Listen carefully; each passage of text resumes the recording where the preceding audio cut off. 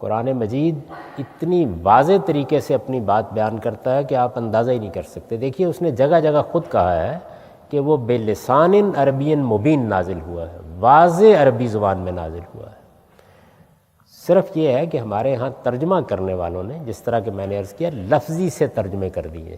دیکھیے دو ہی طرح کا ترجمہ لوگوں نے کیا ہے، یا یہ ہے کہ بالکل لفظ کے نیچے لفظ رکھ دیا ہے، اور یا یہ ہے کہ الفاظ کے مجموعے کو کچھ سیدھا کر دیا ہے، جس کو با محاورہ ترجمہ کہتے ہیں۔ نہیں، یہ اس سے آگے کی چیز ہے۔ آپ کو ترجمہ ایسے کرنا چاہیے کہ یہ قرآن مجید میں اللہ تعالیٰ فرما رہے ہیں، اب آج کی اردو میں یا آج کی انگریزی میں مجھے وہ بات سمجھ کر بیان کرنی ہے کہ وہ کیا کہہ رہے ہیں۔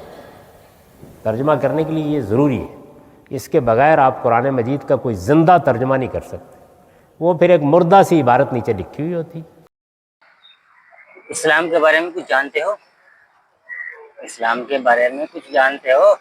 اللہ تعالیٰ کیا کہہ رہا ہے مسلمان مردوں سے اور مسلمان عورتوں سے کہ اے ایمان والو اپنی نگاہیں نیچی رکھو، ایمان والو اپنی نگاہیں نیچی رکھو اور اپنی شرمگاہوں کی حفاظت کرو۔ کیا کہہ رہا ہے اللہ تعالیٰ؟ اپنی نگاہیں نیچی رکھو اور اپنی شرمگاہوں کی حفاظت کرو، اور جب کسی کے یہاں جاؤ، کسی کے گھر میں جاؤ تو بنا اجازت کے اندر نہ جاؤ۔ اگر تمہیں اجازت مل جائے تو اندر چلے جاؤ، ورنہ وہاں سے واپس لوٹ جاؤ۔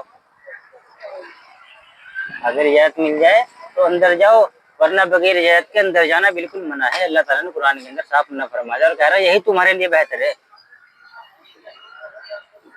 اور آج کل کیا ہو رہا ہے، کسی جیسے جان پہچان کیا ہو جائے تھوڑی سی، ڈائریکٹ گھر میں گھس جاتے ہیں۔ نہیں، پہلے اجازت لو پھر اس کے بعد اندر جاؤ، سمجھ گئے نا؟ اور عورتوں سے خاص طور پر اللہ تعالیٰ فرما رہا ہے کہ اپنے پاؤں کو زمین پر پیر مار کر مت چلو، اپنے پاؤں کو زمین پر دبا کے پیر مار کے مت چلو تاکہ تمہاری زینت ظاہر ہو جائے۔ اپنی زینت کو چھپا کے رکھو، اپنے سروں پر، اپنی سینوں پر اپنی اوڑھنے کو ڈال کے رکھو۔ جس ٹائم پہ اللہ تعالیٰ نے قرآن کے اندر یہ حکم فرمایا کہ اپنے سینے پر، اپنے چہرے پر اپنی اوڑھنے کو ڈال لو، تمام مکے کی مسلمان عورتیں اپنی چادروں میں ایسے لپٹ گئی تھی، بالکل لک گئی تھی۔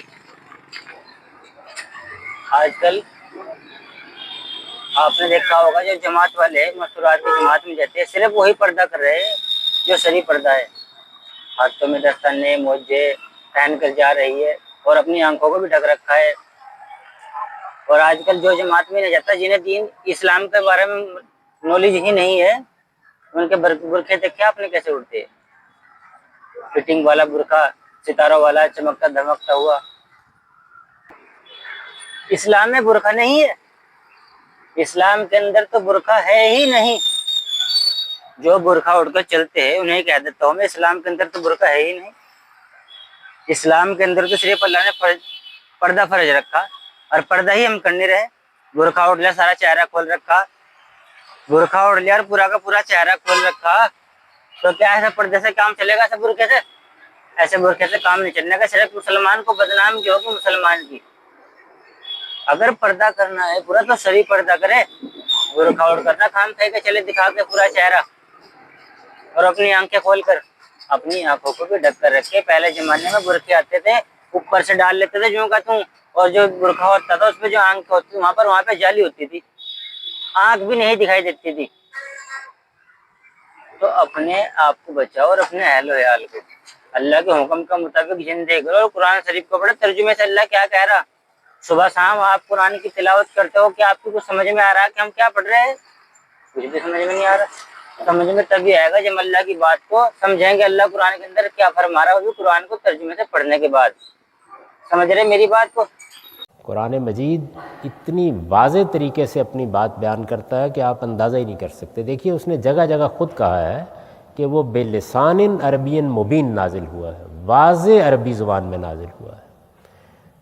صرف یہ ہے کہ ہمارے ہاں ترجمہ کرنے والوں نے، جس طرح کہ میں نے عرض کیا، لفظی سے ترجمے کر دیے۔